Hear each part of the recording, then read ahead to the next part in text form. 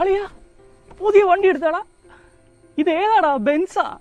പൈസ ഒന്നും നോക്കിയില്ല, ബെൻസ് തന്നെ അങ്ങോട്ട് എടുത്ത്. ഏതാടാ ബെൻസിന്റെ? ഏതാ ഇത്? ഇത് GLA. GLA? Oh my god, പൊളി സാധനം. ഇത് ഓട്ടോമാറ്റിക് ആണോ മാനുവൽ ആണോ? എടാ ഓട്ടോമാറ്റിക്കാ.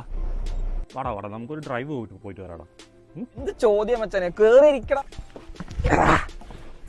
കുറെ കാലമായി ബെൻസിലൊക്കെ പോണെന്ന് വിചാരിക്കുന്നു. എടുത്തോ.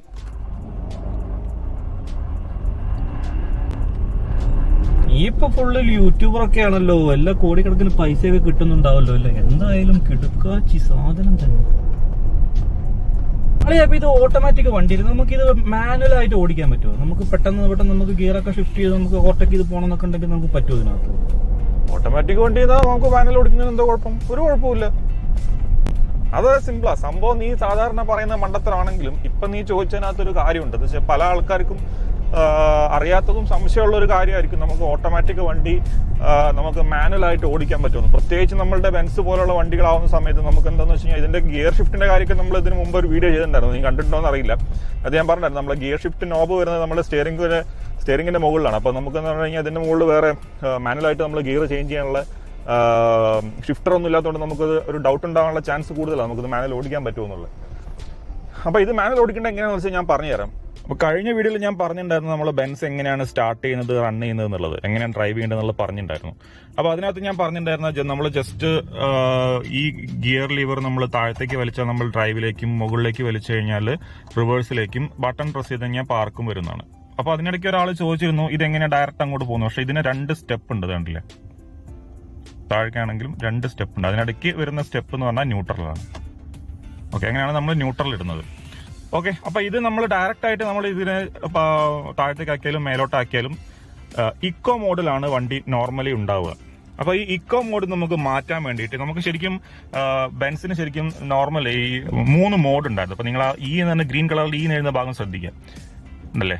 SM, ഈ 3 മോഡുകളുണ്ട്. ESM. അതിൽ E എന്ന് പറയുന്നത് ഇക്കോ മോഡ്, S എന്ന് പറയുന്നത് സ്പോർട്ട് മോഡ്, M എന്ന് പറയുന്നത് മാനുവൽ. അപ്പൊ നമുക്ക് മാനുവലി ഓടിക്കണം എന്നുണ്ടെങ്കിൽ നമ്മൾ ആദ്യം എമ്മിലേക്ക് ഇടണം. എമ്മിലേക്ക് ഇട്ടതിന് ശേഷം നമ്മളുടെ സ്റ്റിയറിംഗിന്റെ പുറകിലായിട്ട് കണ്ടില്ലേ, ഇവിടെ ഒരു മൈനസ്, അതുപോലെ ഈ സൈഡിലായിട്ട് പ്ലസ് എന്നിട്ട് 2 ബട്ടൺ ഉണ്ട്. ഈ 2 ബട്ടൺ വെച്ചിട്ടാണ് നമ്മൾ മാനുവലി നമ്മൾ ഈ വണ്ടി ഓടിക്കുക. ഇതിന് പാഡൽ ഷിഫ്റ്റ് എന്ന് പറയും. ശരിക്കും നല്ല ഹാരമാണ് ശരിക്കും നമ്മുടെ ഈ പാഡൽ ഷിഫ്റ്റ് വെച്ച് വണ്ടി ഓടിക്കണം. പാഡൽ ഷിഫ്റ്റ് വെച്ചിട്ട് എങ്ങനെയാണ് വണ്ടി ഓടിക്കുന്നത് നമുക്ക് നോക്കാം. ഇവിടെ ഒരു ബട്ടൺ കണ്ടോ, EMS എന്ന് എഴുതിയിട്ടുള്ള ബട്ടൺ.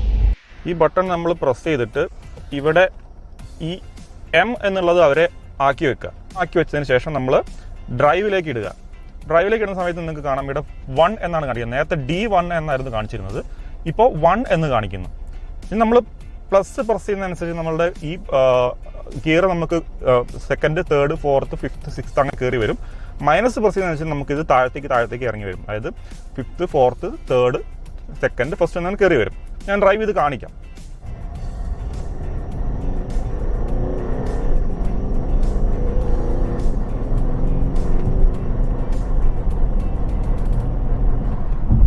അപ്പൊ ശരി അളിയാ, ഞാൻ ഇറങ്ങട്ടെ എന്നാ.